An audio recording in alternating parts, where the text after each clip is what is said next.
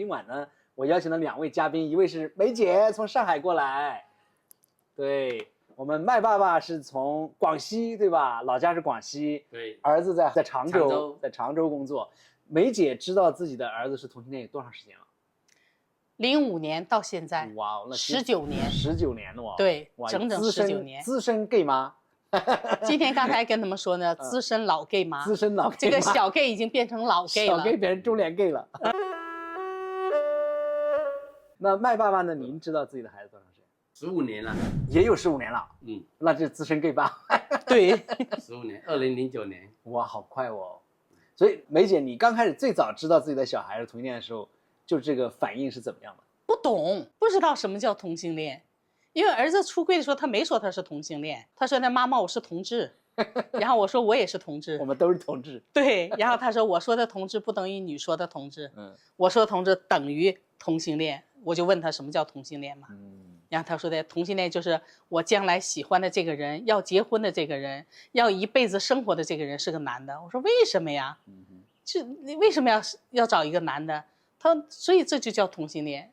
然后我就问他了很多问题嘛，就你怎么知道你是喜欢男生？然后你也没有谈过恋爱，怎么就知道你不喜欢女生？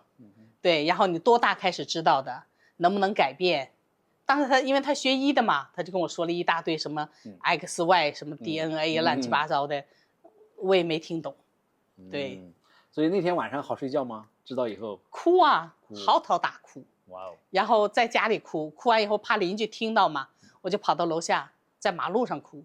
哭够了以后，就想想光哭也不行，然后就脑子里就闪出来说，儿子给我写了有一个叫妈妈的文件夹在电脑里，我就回去打开看。实际上就现在看就都是同志电影嘛，但当时不知道。实际上这电影以前都看过，然后就是那种国外的2个男的抱在一起亲吻，那我觉得就跟我们中国一样，见面握手是一样的嘛。我没有想那么多。所以那个麦爸爸，你刚开始知道是什么样一个情况？是他主动告诉你的吗？还是没有？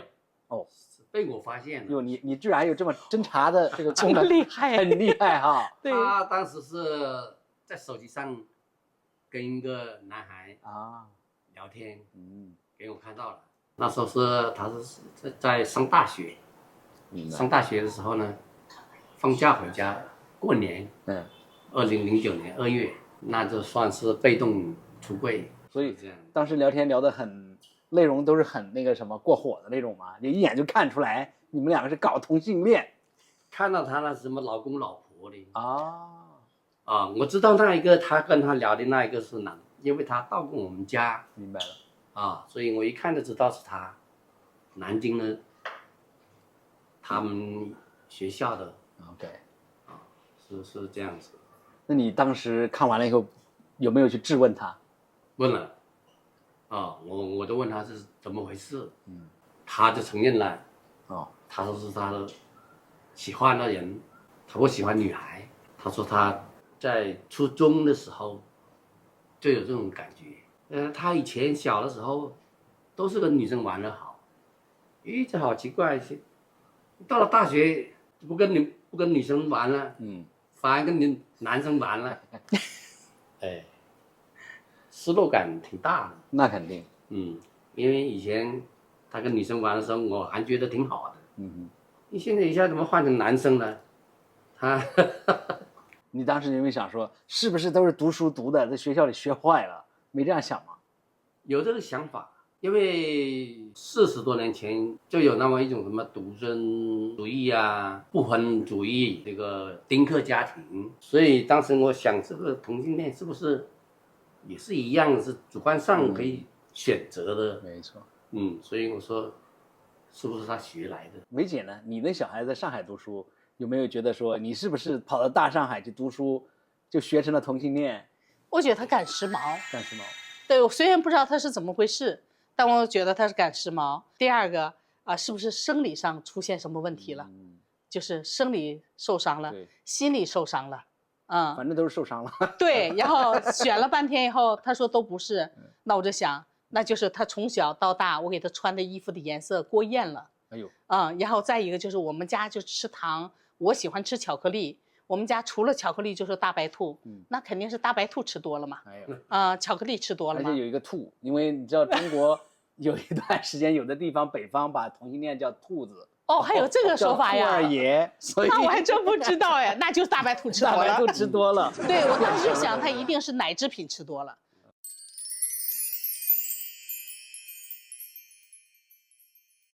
所以，因为他说他喜欢男生嘛，我就觉得我儿子可能是不是要变成女的，要不他为什么要找男人呢？我是这样的一个想法。OK， 所以有没有想过说，哎呀，我得想什么办法把它扳直了？现在才知道说它是弯的，对，那在那时候没有听说过这个词啊。对，把它扳正回来，反正就扳回，不能就是我觉得他可能将来会变回来，就是一时嘛，小孩子嘛，就是没有想过，也不知道该怎么办。但我想在我周边想找和他一样的孩子，然后找了1年半没找到，我就把原来的工作辞了，我就来上海，我就跟他说，我说我想来上海，想来看看，我说跟你一块儿生活。我想看看你的生活是什么样，他说那你就来呗，我就来了。那时候正好她有男朋友了嘛，我就过来跟他们俩一起生活了。哇，那这个转换也挺快哈。没有，那心里头实际上是不舒服的呀。对呀。但是没办法呀，就是我想看看1年半我在我那个生活环境里找不到呀，就是在工作有时候跟朋友说你们知道这个同性恋是怎么回事吗？他说同性恋就二椅子呀。我说什么叫二椅子啊？说他那个男人的那个尾骨，鼓出来的，就是多出一块骨头，说这样的人叫二椅子，然后他才会喜欢男的。那我那时候还不知道同性恋还有女的呢，没听说过。对，只有知道哦，儿子是我们当时的公司对面有一个理发店，那个理发师结婚七天就离婚了，然后大家说他是二椅子，然后我这可下找到一个，我觉得可能和我儿子一样，我儿子是不是二椅子？我就过去了，然后带着我们同事，就是假装咨询怎么烫发，我就很猥琐的一直盯这个男孩子后屁股看，看了半天也有没有多一块骨头出来？对，就是鼓出来嘛，正好又是夏天嘛，这人家穿的很短裤什么的，少一点。对，就是人家很平嘛，对，看了半天说话，然后就觉得我儿子不是，就是也没看出他什么东西来，然后就算了这个事情。二椅子其实是北方贬义同性恋的贬义词，就是歧视同性恋的一个用词。对，但当时不懂呀，但是准知道这个词是不好的词。对，所以就干脆根本不敢跟同事、跟朋友说这件事情，完全不敢说，就憋了1年半。哇哦，所以麦爸爸当时呢，觉得我得想办法把你变成正常的，对吧？因为你这个主观上选择嘛。就是想有一个愿望，就是希望他改，不要走这条路。有这个想法，所以当时呢，就是想利用我们长辈，我哥、我姐都说了，一起都做思想工作集中来做他的思想工作。给压力哈。他们也做了，但是没效果。对，但是我父母都80多岁了，都没有跟他们说，但是他们老了承受不了，他们的传统思想比我们肯定还在严重。3个姐1个哥，我最小，都跟他们说了，他们的观点跟我一样，都是想办法说服他。对。把它转换过来，对，一直抱着这个愿望。这个愿望抱了多久？最后发现说，算了吧，估计办不到了。大概是有5年左右，有4、5年左右就抱着这个想法。后来是我爱人一个同学，他是我们广西医科大学的教授，这位教授给我们很大的启发，很大的动力。他说同性恋不是病，你儿子不是学来的，我们相信了他，所以就改变了观念。所以这个关键时候，这些专业人士的这个态度很重要，对吧？对。如果这个老师，你爱人的同学如果不懂同性恋，说只要加把劲儿，他就转过来了。那你们家这个斗争估计还得再更长一点。是的。那梅姐其实是没有太多斗争的，至少你到了上海以后。因为她有男朋友，你们其实在一块生活嘛。对，虽然刚开始看着有点别扭，但最后估计慢慢也就习惯了。因为他俩很好嘛，那我也想看看他俩在一起怎么样的生活嘛。然后你跟他们一起生活以后，也会这种争风吃醋，就发现他实际上和异性恋一样的。那时候我这还没大学毕业，但对方已经毕业了。然后就是他一下班回来，俩一见面也会亲吻一下。那我就说，为什么你们俩先亲，为什么不先亲我呀？我就是要先亲我才能亲他，就是会争风吃醋。然后儿子买回来，对方喜欢吃面包嘛，他会买2样面包回来，就直接给他说第2天的早餐。然后我就很不开心，为什么没有我的份儿？对，就是那个时候是这种状态，因为那个时候就已经开始慢慢接纳他俩，但是也没有看到过和他俩以外的第3个孩子。但是我儿子还是挺有心的，他周末就会请他的一些朋友来家里吃饭。那来吃饭我就说，我说的那他们知道你俩的情况吗？他知道呀。我说那他们怎么说呀？他怎么说他们也是。我当时就很震惊，来了4、5个，我这么多。我在我那个家乡在山东威海嘛，我找了1年半一个没找到，怎么到这里一下来5个？我简直都震惊。那算上我儿子，算上她男朋友7个。说7个算什么？我们上海70个，我也随便把你喊来。那是后来哪止70个，700我们都看到。就是的，当时不知道呀，当时就震惊的要命。然后我就开始看哪一个比较好说话，比较老实，我就把他拽到了厨房，然后就问你多大知道你是这样的人？那时候还说不出来同性恋3个字。你多大知道你是这样的人呢？然后你谈没谈过女朋友啊？没谈过，你怎么知道你不喜欢？就把问儿子这套嗑再问他问一遍。然后最重要就是你父母知道不知道？然后他说的不敢说。那我后来问了很多孩子嘛，才知道不是所有的孩子都敢跟父母去坦白自己的身份。确实，像那你这个在上海可能这个大城市遇到那些同性恋好找是吧？70个、700个也不着急，但是广西还是困难一点。所以在你的孩子这个事儿你知道之前，你在生活当中有遇到别的同性恋吗？没有，就恨不得一个都没见过，都没有了解，都没了解，所以就这个等于就是一个新课题。对，当时我们县城有一对女的，所以头脑里面只是有这3个字，3个字里面的内容都不懂了。对，光有词没内容，或者有内容也是不好的内容。那时候也没有什么资料啊，什么东西，上网也没有查这些东西。那个时候就像10万个为什么，这都没有去了解。那所以后面儿子这个情况以后，那个医生讲完了这一关就慢慢就过了，对吧？对。那后边的话，随着大家的资深的程度越来越长，对吧？我资深 gay 妈，资深 gay 爸，所以会问自己小孩一些敏感的问题吗？比如说你在2个关系里面，你是做1的还是做0的？会问吗？会，你也会问。那是都已经做志愿者了，然后就认识了很多孩子嘛，他们就会聊嘛。有时在群里头也会说什么1啊0啊，我就不懂什么叫1和0，然后我就回去问儿子嘛，我说的。他们都有1和0，问你俩谁是1谁是0啊？那在我印象当中，因为他们在聊天时，你能感觉到好像那个1是比较主动的，0是比较被动的嘛。但是你就希望自己儿子是主动的，然后他说的，那个我是1，哎，我觉得好开心哦。对，后来对，后来我才知道他和他第1任分手是因为他俩都是1。哦，这样子。撞号了，人家叫撞号。对，所以但是他俩还是勉强在一起了6年。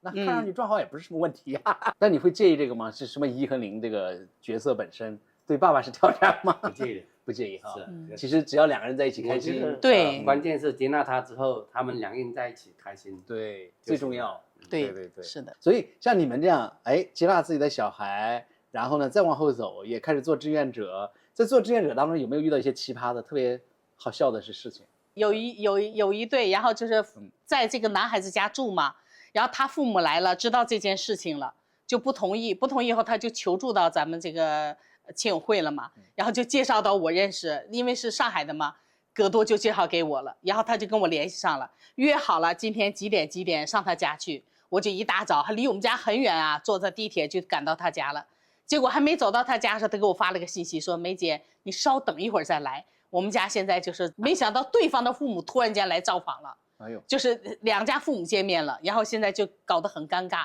说你稍微等一下，我征求他们意见，还要不要你来？我就在外边晒着大太阳啊，在外边等了以后，他说可以上来了，我就上去了，结果上去没说2句，那个爸爸就要揍我，说你信不信我要打死你？哎呦我的天哪！我说我信。但是你打我试试。对呀。对，我说这法治社会你还想打我，你凭什么呀？对呀。他说啊，就是你们这样的人来鼓动他们。我说在我来进你家门之前，我都不认识你们家任何人，你儿子包括你儿子。现在这2个男孩子在房间，我不知道哪个是你儿子。是啊。对呀，我说你怎么叫我教唆他？我说而且是你们请我来的，对，不是我要来的，那不听的。不听，他说就是因为你们这样的家长纵容他们，他们才敢这么放肆。对呀，就把自己家里面那些气都撒到别人身上。对，然后他又不敢去撒对方那个父母的气，因为这个房子是对方父母给他俩买的房子，对方父母是能不是接纳，就是那种无奈。但是他也知道儿子改不了，他又疼这个孩子，就给他们花了大概是60多万买了个公寓。买完以后俩人就在那儿住嘛，对方是知道的，但呢他们家也知道他儿子跟这个男孩住，但他不知道是这种关系。就像在说室友，他真的就当成室友了，真以为室友。对，睡在一张床上的室友。对，然后这个上海这对父母，他是想跟我聊的，他说我一直想找这样的家长找不到，然后他就一直留我，要不我就当场就走了嘛。人那方家长就一定要留我，想跟着聊聊，但他就一直发飙。但我看那样就感觉血管都要爆了。后来我想我还是撤了吧，我就走了。所以这是他们家自己的问题没解决，对吧？对对对对，自己那点气撒到别人身上。是，这样的家长还是挺多的。从09年到现在，就是遇到的这种家长还真的是挺多的。有那样的打电话，你在哪儿工作啊？你的地址是多少？然后我就把我们单位的电话要单位电话，他打座机来证实我是不是在这儿工作，然后问我的单位，他说我晚上我去找你，去上你单位去聊。我就跟我老板说了，我老板说行，那你让他来吧，就让我留在那儿。我等到7点半也不来，然后我就给他打电话，我说你大约几点来呀？我还在这等你。他说我正在吃饭，你今晚不用等了。真的是太随意了，是吧？你给我气死了，这样的，气得我肚子饱饱的，把门一锁回去了。第二天我老板说的，你昨天见吗？我说他放了我鸽子。你认真对待他，很认真啊。最后他把我放鸽子了。是，对，很不像话。麦爸爸也有这种案例。原先我接触小伙伴比较多，就是最近接触那个淮安的那个小伙子，他把他爸带到了常州见了我们，他爸事先都不知道这个事，过来之后呢，跟我们聊的都挺好的。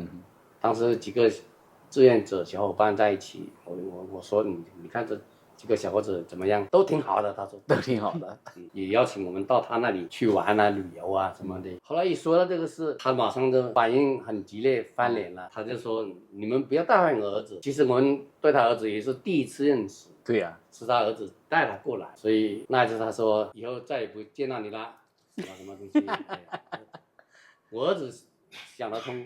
我有点感觉到受气哦，是很生气哈，就我们一腔热血去帮他，帮忙的，最后他这样。反正我们帮得了就帮不了也没办法。对，所以你不要再上心。是的，就接触了一次，原来都是接触那个小伙伴的。年轻一代可能还会好一点，他礼貌还是在的，对吧？对，他们小伙伴只要自我认同好，就很好交流。是的，家长如果是他自己没有做好铺垫的话，他的父母的工作不好做。是，很多时候是在孩子自身。没错，就是小孩自我接纳了以后，你再做家长工作就会容易很多。对，否则的话，他自己都不坚定，然后他觉得就自我认同非常差。所以像家长，比如说，哎呀，我这个接纳我自己的小孩，可是很多人，尤其咱们这个文化里面，就特别在乎什么我家族怎么看呢？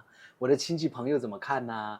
有的人很多一辈子都活在这种走不出来哦。是的，所以那你们两个是怎么去解决这个问题的？像长辈他们都觉得很可惜、很遗憾。多优秀的一个小孩子，可惜了成为同性恋。对。像我舅，但也没有我母亲他们那么老的年纪，我也跟他们说了。他说：“哎呀，真的是好可惜，那么好的孩子。学习成绩又好，小的时候又听话，上那么好的大学211啊，那当时是挺好的。他们也是感觉到很惋惜，很痛心。我舅他们都说了，就是我父母他们没有说。明白我父亲4兄弟呢，我父亲是最长寿的，其他3个弟都先走了，所以就是我母亲这一边都说了，他们都也没办法只是同情理解，这样子，反正这一关也就过了，对吧？也就不是个事儿了。但现在再想一想，其实这事儿也不值得同情，对吧？对，又不是就是我们不需要同情，也不需要同情，对吧？是的，其实理解就够了。对，你能理解，那你要是能接纳支持就更好嘛。是的，对。梅姐，你那边呢？我这边实际上我刚开始是跟我的这个弟弟妹妹他们说了以后，他们的感觉就是要不要看医生，然后我说他也不是病，不需要，本身他自己学医的，他说他是天生的。那后来他们的想法就是我们知道就行了，不要跟爸爸妈妈说，那时候爸爸还在嘛。后来爸爸去世以后就剩妈妈一个人了，那我就是总觉得这件事情你不可能永远的瞒。因为在中国的理念里头，上高中是不可以谈恋爱的，大学也不可以谈恋爱，但大学毕业就得要结婚。但是偶尔他也会问，就觉得上大学了可以谈恋爱。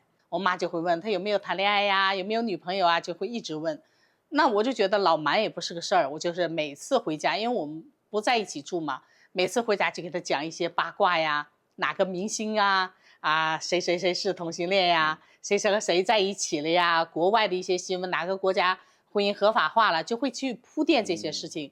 我整整铺垫了10年，从05年儿子出柜我接纳以后，到他15年，然后我记得非常清楚，就是15年的正月初3，因为北方人正月初3都是回娘家嘛，都是走亲戚嘛。那我是从外地回到就青岛了嘛，就正好家里人都没有人以后，我妈就说：“你看孩子这么大了，你这个妈妈也不负责任，每天跟他胡吃海塞啊，天天往国外跑，也不攒钱，就说我不是个负责任的妈妈。”说他就哭了，就哭得很厉害。后来我就说，我想想，反正家里也没有人，你们谁也管不着我了，我已经都忍的我都没法再忍了，还被委屈的埋怨。对，埋怨还。后来我就说，我说的，你今天血压怎么样啊？他说我血压正常呀。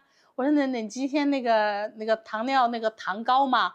他说不高，控制得很好。我说那你心脏病的药在哪里呀？他说在我的抽屉里，我就把那个救心丸就给他放在了茶几上。我妈就当时就觉得你在干嘛？然后我说的，你外孙不是不结婚，也不是我不关心他，而是他没办法结婚，因为中国现在没有婚姻合法化。他说什么叫婚姻合法化？我说他喜欢的是男孩子。他说啊，就是我说完这句话，他就说那你说咱家大宝是同性恋喽？我说是的。我妈本来在哭，然后真的就用1分钟，我觉得1秒钟都不到，她马上抬起头说：“那你说他是同性恋了？”我说对，她说我可以接受呀，就马上是这样说，然后她也不哭了，她就说我可以接受。我说你怎么能接受？你怎么知道这个群体？你知道这件事吗？她说我知道，我们老辈的时候，那时候文化大革命的时候，对，就是叫什么鸡奸罪，对，在过去还是个鸡奸罪呢。我说现在已经都去病化和去罪化了。哦，那他说那我倒不知道，反正现在没有了这样的。然后他说那你知道多久了这件事情？我说我知道10年了。这时候我妈就有点难过了，一把就抱住我了，说：“哎呀，我闺女这10年怎么过来的？怎么熬的呀？”我本来没哭，然后他这一抱我，那眼泪呀，哭得不行了。是的。后来就说，那我从什么地方可以了解到这个群体呢？那个时候你的各种视频，我们活动特别多嘛。我说这是我们阿强，他是我们这个群体的，就是我们的领路人。然后我就给他看，结果我妈一看了阿强，说的多好个孩子，要不给可惜了，对。然后说的要不给咱家大宝介绍介绍吧。我说人家有男朋友。对，哎呀，当时的时候我就觉得我妈转变完全超出我的想象。那时候她已经78岁了。哇哦！对，我就觉得怎么可能？就是我用10年的时间来铺垫，怕她受伤害，怕她因为这件事情什么心脏不好、高血压、什么糖尿病该有的这些老年病她都有，她还有哮喘。现在你看已经80几岁了，他靠呼吸机来呼吸，就是他还身体还很好。你想那时候他真的，我就怕他真的一口气儿我都吓死了。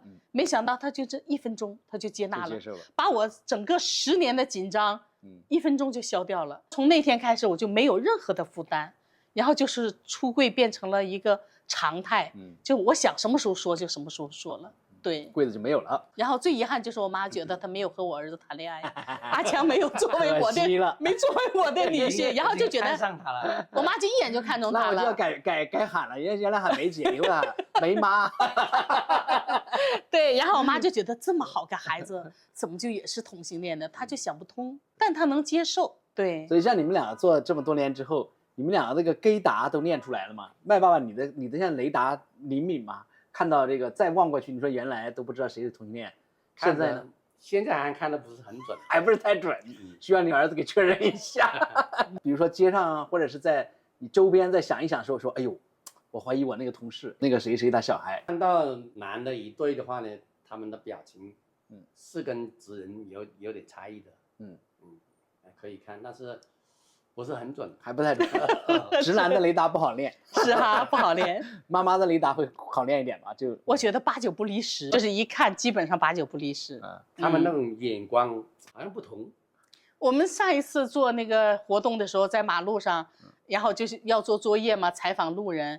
那我们一个妈妈过去，然后跟他聊，一看他我就知道是，然后我就跟他妈妈说，我说800%是，他怎么可能？我说他就是来上这公园来约会的，结果被我们打乱计划没约成，我们破坏了他的约会计划。对的，像我们在小区里头就能看出来，我们小区里头那时候我们都是看房子嘛，收房子。他们有的就是互相看，哎，你们家什么样，我家什么样，装修好了也会上家里看。然后我就发现来我们家来看，他带了一个小男孩来，但他自己已经有孩子了，他结婚了。然后他说的这是我朋友，但你能看出来他俩肯定是那种恋人关系。对，然后后来他就加我微信了嘛，后来加我微信以后，他就看我这些东西，他就点赞。然后他就私信我说：“梅姐，你好伟大呀，你好伟大呀！”我说的也不能叫伟大，接受自己的孩子是很正常的一件事情。他说：“不是的，梅姐，不是每个家庭、每个家长都像你这样。”他说：“如果是我就不敢。”我说：“你为啥不敢呀？”他也没有为啥，反正我不敢。对，所以其实这种所谓的雷达是一种观察和那种细节。对，这女性可能观察细节的时候，她抓的比较准。对。比如两个人互动的时候，这种关系啊，这种感觉呀，然后两个人这个眼神啊，对，还有距离啊、微表情啊，都可能会就变成了所谓雷达的一个部分。对。实际上，你要是不知道你一个人或者怎么样，他没有标签，你看不出来的。对，你像我跟我那些邻居啊，跟朋友什么，跟他出柜说我儿子是 gay 的时候，他们说的看不出来，他又没有贴标签说我是同性恋，你怎么可能看出来呢？对，还是要细致的观察。比如说你要去到别人家里面，他的摆设一些东西呀，假设如果你要去我们家，对吧？就算你不知道我是同性恋，你看两个人的照片放那里还看不出来吗？对，就是他能感觉，就是微小的一些东西是能看得到的。对。我给你一个补充的一个你说的那个有趣的事情吧。好，来，就是接热线的时候，然后有一个妈妈那个打热线嘛，那我就在听嘛，然后他就说你是干什么的？然后你一个月挣多少钱？你把一个孩子变成同性恋，你能拿多少提成？对，当时的时候他就在那个电话里头骂我，骂得非常难听，祖孙8代都骂到了。然后我就在那接着电话，我把那个电话就放在这儿，那时候是那种耳机嘛，在那个电脑上接的。然后我就在群里头跟他们说，我说我正在被骂，然后跟他们说，我说我求安慰，求安慰。阿强说的，梅姐你不要去跟他去打哈，你不要跟他去争，你就听听就好。对，但是你实际上听完以后心里还是不舒服的，对，就非常的不舒服。我就想你打热线来求助，然后之后你说我是像搞传销的一样，他说我提多少成改变，我说我都不认识你孩子，我怎么提成？你说我们那里的销售冠军是阿强，拿了很多提成把人变成同性恋。是的，那时候就听了以后真的很生气。这就你说这个很多人就是受了一些骗子的影响。我们前2天。说那个人说了对吧？把一个同性恋变成异性恋啊，私人定制30万起就能变过来是吗？说能帮你治好。上海一个爸爸就是呀，去找了一个私人诊所，说是能变那个改变嘛。那2年不是就有这样的诊所吗？上海就有。他爸爸领这个孩子，结果他给了他药，说这个是伟哥，什么还有加些什么药一大堆。他爸爸觉得他儿子正在上学，正在读博嘛，说的万一这个药对他大脑有刺激，博士都毕不了业。那我先吃吧，就是我吃了以后看我能不能变成同性恋，没任何效果。他说连基本的本能都没有，他觉得我吃了以后连性功能都没了。他是个假药这样的，对，有这种哈。对呀，他就当时就分享，他说你们千万不要去什么看病什么，他绝对是骗子。他给我那个药都不知道是什么，我说可能是维生素。对，是的。对呀，不会吃坏你。我说要不维生素什么？对呀，我说可能是维生素可能对，有可能是面粉。你想，他说他吃了以后，他都对自己老婆都没有那种感觉，他说他骗子。关键是那个爸爸也很有意思，说，哎，那我要不我来先试试。他意思说，你吃这个药能把同性恋变成异性恋。那我吃了以后，看我能不能变成同性恋，所以他就不怕他真变成同性恋了吗？无所谓，那我再多吃，要再变回来吗？变回来是不是？对，可以变左再变右。对，然后他发现这个伟哥就是个骗子，对，也不是伟哥哈，这是假的，对吧？对，他是假的，对他假的伟哥嘛。然后当时他花了大概不到1万块钱，哎呦，就光这些药，没有选择私人定制。是的，好的，那我们今天晚上特别感谢我们2位嘉宾，一位是来自上海的梅姐。对，还有是我们来自常州的麦爸爸，我们谢谢我们的嘉宾，拜拜。